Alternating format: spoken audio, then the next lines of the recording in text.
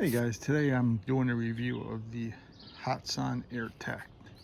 This is a 25 caliber break barrel air gun. See it right there. I don't know if you can see it or not. 25 caliber.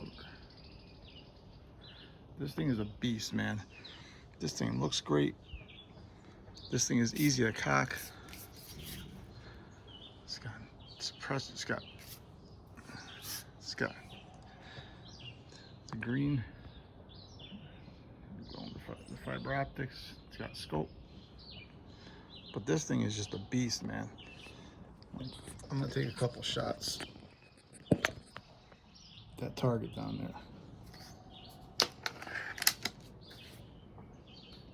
And I'm gonna be using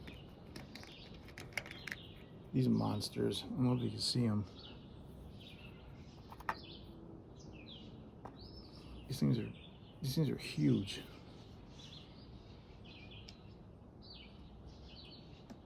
Now, I'm only gonna shoot maybe one or two because of the noise, because these things are loud.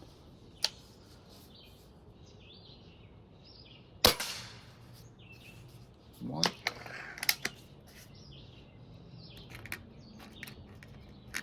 And then I'm gonna shoot another one.